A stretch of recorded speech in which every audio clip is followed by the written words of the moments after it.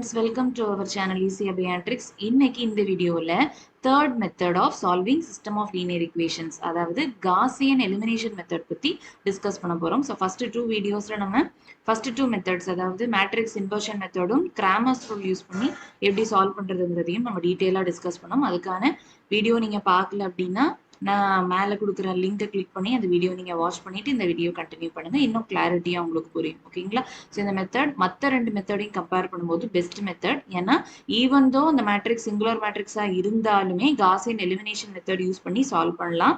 Singular மேட்ரிக்ஸாக இருந்துச்சுன்னா first two methods உங்களுக்கு ஒர்க் அவுட் ஆகாது. ஓகேங்களா? அதனால இந்த மெத்தட் ரொம்ப யூஸ்ஃபுல்லான ஒரு மெத்தட், ஈஸியும் கூட. ஸோ கண்டிப்பாக உங்களுக்கு இந்த வீடியோ யூஸ்ஃபுல்லாக இருக்கும். ஸோ லாஸ்ட் வரை வாட்ச் பண்ணுங்க. வாங்க வீடியோக்குள்ளே போகலாம். இன்னும் நம்ம சேனலை சப்ஸ்கிரைப் பண்ணாமல் வாட்ச் பண்ணுறீங்கன்னா மறக்காம கீழே இருக்கிற red colour subscribe button click பண்ணிக்கோங்க. இந்த வீடியோ பிடிச்சிருந்துச்சுன்னா லைக் பண்ணுங்க, உங்க ஃப்ரெண்ட்ஸ்க்கும் ஷேர் பண்ணுங்க. வாங்க வீடியோக்குள்ளே போகலாம். ஓகே, ஸ்டார்ட் பண்ணலாமா? ஸோ வழக்கம் போல solve the system of linear இக்குவேஷன்ஸ்னு 3 இக்குவேஷன் கொடுத்துருக்காங்க. என்ன மெத்தடுன்னு கவனமா பாருங்க. Gaussian elimination method, third method. So எந்த மெத்தடுன்னு வெளிப்படையா கொடுத்துட்டாங்கன்னா அந்த மெத்தட் யூஸ் பண்ணி தான் சால்வ் பண்ணணுங்கிறத மறந்துடாதீங்க. ஓகேங்களா?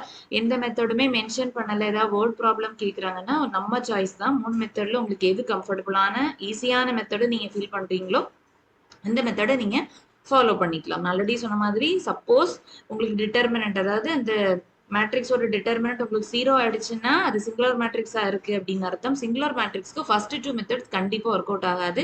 ஸோ ஆப்வியஸா நீங்க தேர்ட் மெத்தடுக்கு தான் வந்தாகும். ஸோ இந்த மெத்தட் ரொம்ப ரொம்ப இம்பார்ட்டன்ட் மெத்தட். கிளியரா வாட்ச் பண்ணுங்க. ஓகேங்களா? ஓகே, ஸோ வழக்கம் போல இந்த 3 இக்குவேஷன் கொடுத்துருக்காங்க. இதுல இந்த ஃபர்ஸ்ட் இக்குவேஷன் பாத்தீங்கன்னா ஒரு சின்ன ஒரு விஷயம் தான். என்னன்னா எதையாவது காமனா உங்களுக்கு வெளியில எடுக்க முடிஞ்சதுன்னா நீங்க எடுத்துருங்க. ஓகேங்களா? அப்போ கொஞ்சம் அந்த இக்குவேஷன் உங்களுக்கு கொஞ்சம் சிம்பிளிஃபைட் ஆகும் இல்லையா? அதுக்காக நான் சொல்றேன். இப்போ இந்த மூணுத்துலயுமே இந்த 4 டேர்ம்லயுமே உங்களுக்கு 2 காமனா வெளியில எடுத்துடலாம். அதாவது 2 மொத்தமா அந்த இக்குவேஷனுக்கு டிவைட் பண்ணி விட்டுருங்க.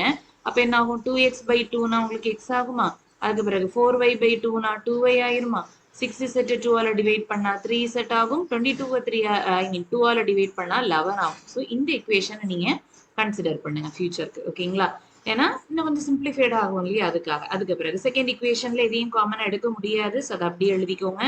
3x plus 8y plus 5z equal to 27. equation number 2. third equationலையும் எதையும் காமன் எடுக்க முடியாது. ஸோ அதையும் அப்படியே எழுதிக்கோங்க. -x plus y plus 2z equal to 2. equation number 3. ஓகேங்களா? ஸோ இந்த 3 இக்குவேஷனை நீட்டா எழுதிட்டு அதுக்கு பிறகு இதுக்கான முதல் ஸ்டெப் என்னன்னா ஆக்மெண்டட் மேட்ரிக்ஸ் கண்டுபிடிக்கணும். ஓகேங்களா?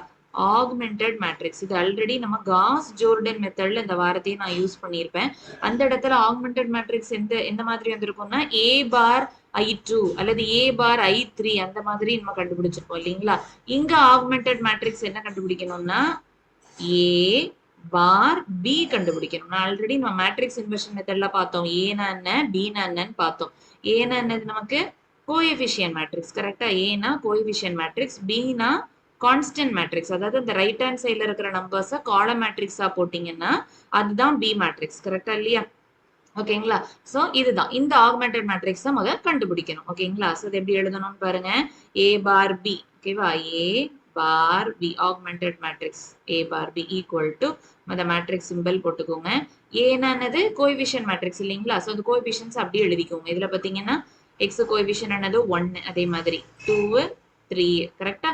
அதே மாதிரி அடுத்தது 3 8 5, அடுத்தது -1 இல்லைங்களா? -1 1 2. இது எப்படி எழுதுறதுன்னு நான் நிறைய மெத்தட் காஸ் ஜோர்டன் மெத்தட்ல ஆரம்பிச்சு அதே மாதிரி மேட்ரிக்ஸ் இன்வர்ஷன்ல கூட நம்ம யூஸ் பண்ணிட்டோம் இல்லையா? ஏ மேட்ரிக்ஸ் எப்படி எழுதுறதுங்கிறது அதே லாஜிக் தான். ஓகேங்களா? அதுக்கு பிறகு ஆக்மெண்டட் மேட்ரிக்ஸும் போது இங்க ஒரு பார் சிம்பிள் வரும் இல்லைங்களா? அடுத்தது பீனா என்ன இந்த ரைட் ஹேண்ட் சைட்ல இருக்கிற நம்பர்ஸ் இல்லைங்களா? Constant matrix. அந்த நம்பர் அப்படிங்க எழுதிக்கோங்க. 11 27 2. ஓகேங்களா? இதுதான் ஆக்மெண்டட் மேட்ரிக்ஸ். ஓகேங்களா? இதுல நீங்க என்ன பண்ணணும்னா சிம்பிளான ஒரு லாஜிக் தான். இந்த 3 டேர்மையும் நீங்க என்ன ஆக்கணும்? 0 ஆக்கணும். இந்த 3 டேர்மையும் 0 ஆக்கணும். அவ்வளவுதான். ஓகேங்களா? இந்த 3 டேர்மையும் 0 ஆக்க போறோம். இதுக்கான எலிமெண்டரி டிரான்ஸ்ஃபர்மேஷன்ஸ் போடுறீங்க.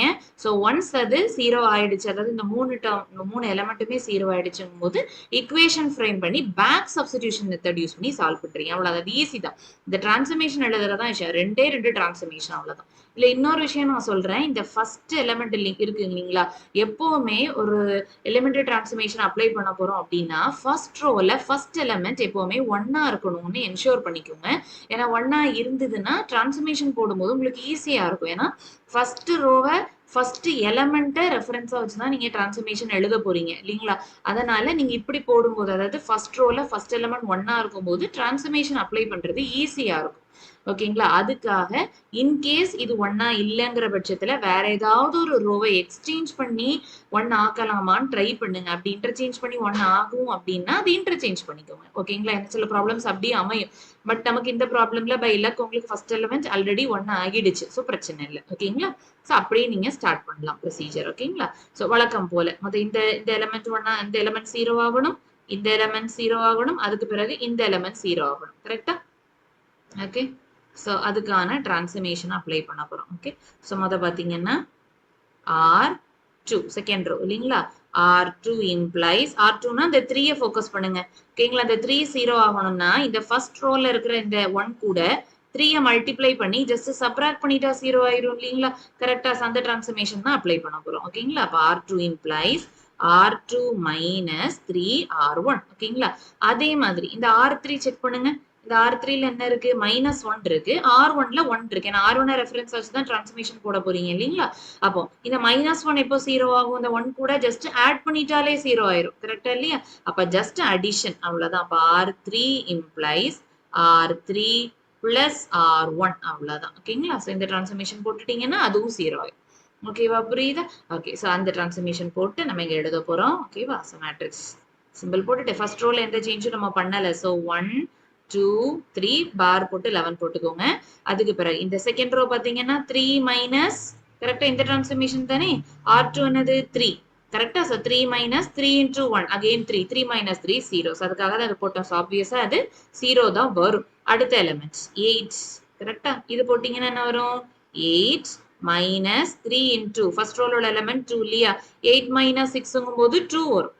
கரெக்டா? So 8 minus 6ங்கும் போது 2. அடுத்தது ஓகே அடுத்தது இந்த எலிமெண்ட்ஸ் கரெக்டா? சோ 5 minus 3 into R1ல இருக்கிறது 3. அப்ப 5 minus 9 உங்களுக்கு -4 வரும். 5 minus 9 என்னது? -4. அதே மாதிரி அடுத்த எலிமெண்ட்ஸ் கரெக்டா? இதுக்கும் பண்ணணும் மறந்துடக்கூடாது. சோ 27 minus 3 into 11 இல்லையா? அப்ப 27 minus 33 வரும் இல்லையா? 27 minus 33. சோ சப்ராக்ட் பண்ணி பெரிய நம்பர் சைன் இல்லையா? சோ minus 27 minus 33ங்கும் போது உங்களுக்கு 6 வரும். சப்ராக்ட் பண்ணும்போது பெரிய நம்பர் சைன் மைனஸ்ன்றதுனால -6 அவ்வளவுதான். அப்ப -6 அவ்வளவுதான். புரிஞ்சுதா?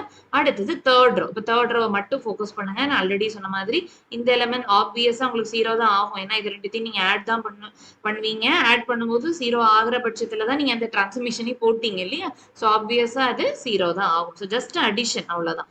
அதே மாதிரி அடுத்த எலிமெண்ட் பாருங்க 1 plus 2 1 plus 2னா 3 வருமா? 3 அவ்வளவுதான். ஓகே அடுத்த எலிமெண்ட்ஸ் 2 plus 3 2 plus 3 5 வருமா? ஓகே அடுத்தது 2 plus 11 2 plus 11 13 அவ்வளவுதான். ஓகே முடிஞ்சுதா? சோ இந்த நடுவுல இந்த பார் சிம்பிள். ஓகேவா? இப்போ நமக்கு மெயின் டார்கெட் அதாவது இந்த இவ்வளத்தையும் நம்ம என்ன ஆக்கிட்டோம்? 0 ஆக்கிட்டோம். இதுவும் 0 ஆக்கிடும். நெக்ஸ்ட் டார்கெட் என்னன்னா இதை 0 ஆக்கணும். ஓகேங்களா? இப்போ ஆல்ரெடி நம்ம போன டிரான்ஸ்ஃபர்மேஷன்ல வித் ரெஃபரன்ஸ் டு R1 பண்ணிருந்தோம் இல்லையா? இப்போ தேர்ட் ரோவ்ல இந்த எலிமெண்ட்டை 0 ஆக்குறோம். அப்ப இப்போ with reference to second row பண்ணணும். செகண்ட் ரோவ்ல கரஸ்பாண்டிங் எலிமெண்ட் என்னது? 2 தானே? சோ இந்த 2 ரெஃபரன்ஸா வச்சு அந்த 3 0 ஆக்கணும். ஸோ ஆல்ரெடி காஸ் ஜோர்டன்லயே உங்களுக்கு ஒரு ஷார்ட்கட் மாதிரி சொல்லியிருந்தேன். அதாவது எதை 0 ஆக்கணுமோ அதை யோசிச்சு எதை மல்டிப்ளை பண்ணா 0 ஆகும் கொஞ்சம் கன்ஃபியூஸ் ஆகுற பட்சத்துல நீங்க ஒரு குட்டி இக்குவேஷன் மாதிரி எழுதுங்கன்னு சொன்னேன் இல்லைங்களா? அப்ப அந்த மாதிரி நீங்க யோசிங்க. 0 ஆக்கணும் கரெக்டா? ஓகேவா? அப்போ இந்த நம்பரை 0 ஆக்க போறோம் கரெக்டா? இந்த நம்பரை எது கூட மல்டிப்ளை பண்ணா 0 ஆகும் அப்படின்னு செக் பண்ணணும் இல்லையா? சோ இந்த 3 எழுதிக்கோங்க 3.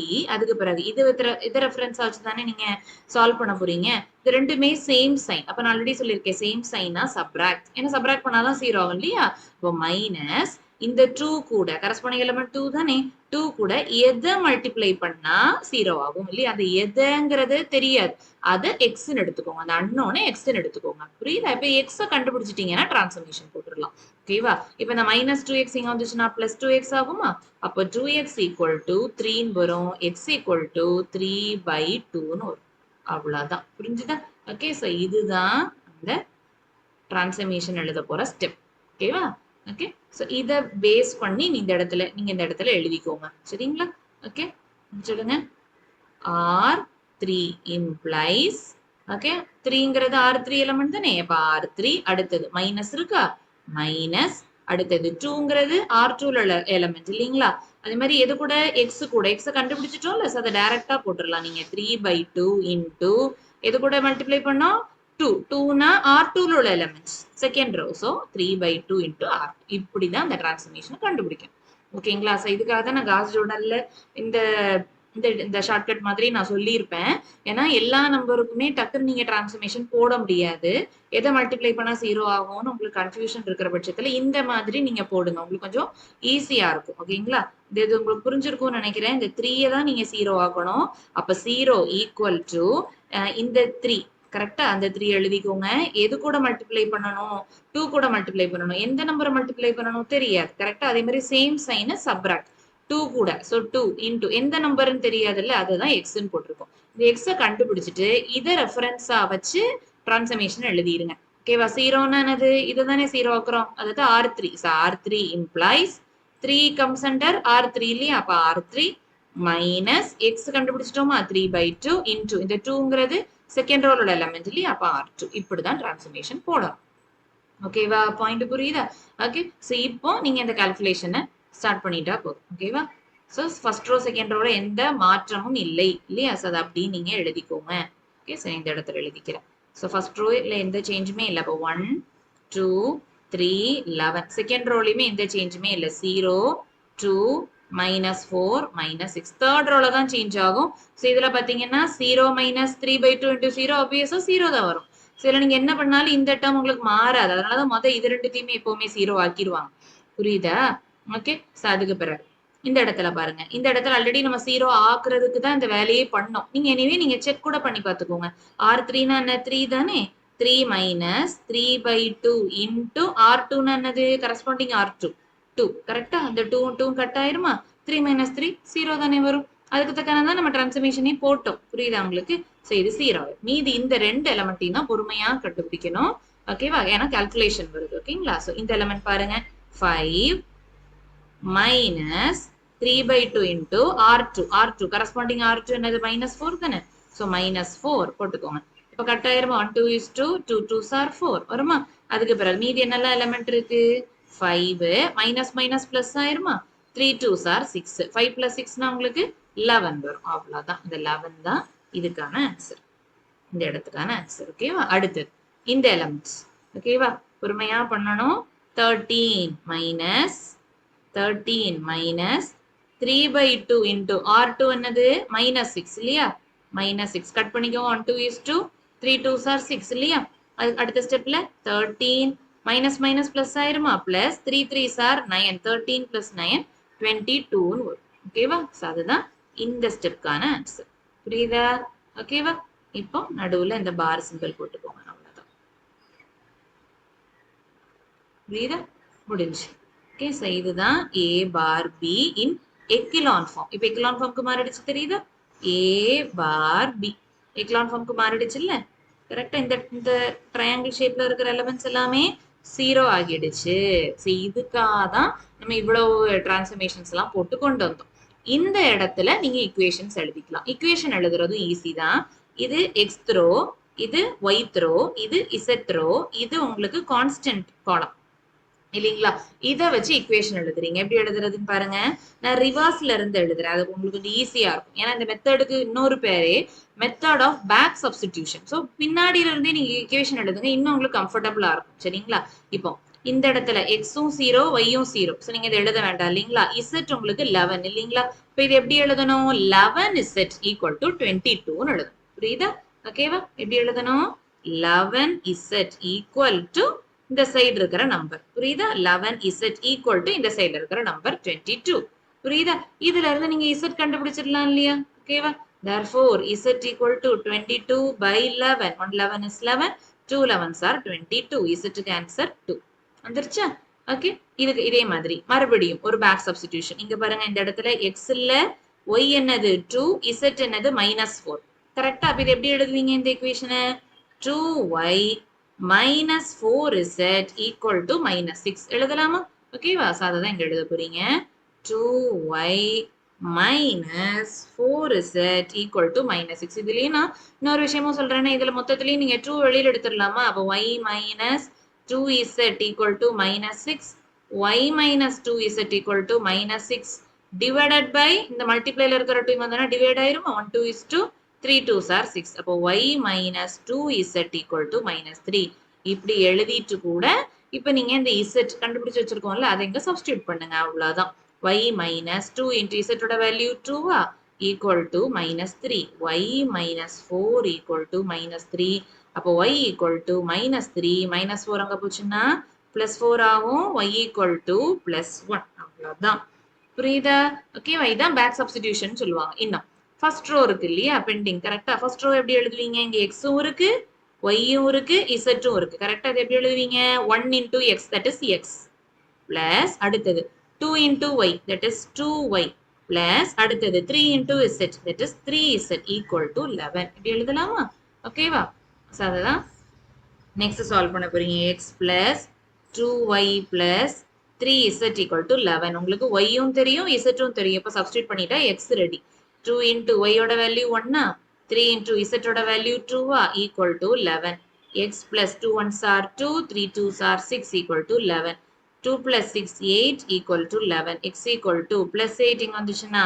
minus 8 ஆகும் 11 minus 8 ஆகும் 11 minus 8 is nothing but 3 அவ்வளவுதான் முடிஞ்சதா இந்த மெத்தடுக்கு பேரு தான் மெத்தட் ஆஃப் பேக் சப்ஸ்டிடியூஷன் ஏன்னா ரிவர்ஸ்ல வந்து சப்ஸ்டிடியூட் பண்ணி ஆன்சர் கண்டுபிடிக்கிறோம் இல்லைங்களா சோ அதனால தான் மெத்தட் ஆஃப் பேக் சப்ஸ்டிடியூஷனே சொல்றோம் ஸோ ஜென்ரலா ஃபர்ஸ்ட் இந்த ஈக்குவேஷன் அதுக்கு பிறகு இந்த ஈக்குவேஷன் அதுக்கு பிறகு இசட் ஈக்குவேஷன் எழுதுவாங்க பட் அந்த மாதிரி பண்ணாம நீங்க டைரக்டாவே தேர்ட்ல இருந்தே கண்டினியூ பண்ணலாம் அவ்வளவுதான் therefore solution is x equal to 3 y equal to 1 z equal to 2 அவ்வளவுதான் ஓகேங்களா ஓகே உங்களுக்கு புரிஞ்சிருக்கும்னு நினைக்கிறேன் இந்த ப்ராப்ளத்தை திருப்பி அகைன் நீங்க மறுபடியும் ட்ரை பண்ணுங்க சால்வ் பண்ணுங்க ஆன்சர் என்ன ஆன்சரை திருப்பி ஒருக்க கண்டுபிடிங்க கண்டுபிடிச்சிட்டு இந்த ப்ராப்ளம் ரிலேட்டடா அதாவது இந்த மெத்தட் ரிலேட்டடா உங்க டெக்ஸ்ட் புக்ல இருக்கிற மற்ற ப்ராப்ளம்ஸையும் சால்வ் பண்ணி அதுக்கான ஆன்சர் என்னங்கிறத நீங்க ட்ரை பண்ணுங்க ஏதாவது டவுட் இருந்ததுன்னா கீழே கமெண்ட்ல சொல்லுங்க ஓகேங்களா அதே மாதிரி இந்த ஹோம்ஒர்க் ப்ராப்ளத்தையும் ப்ராக்டிஸ் பண்ணுங்க ஓகேங்களா 3 ஈக்குவேஷன் கொடுத்துருக்காங்க இதை சால்வ் பண்ணி இதுக்கான ஆன்சர் என்னங்கிறதையும் கீழே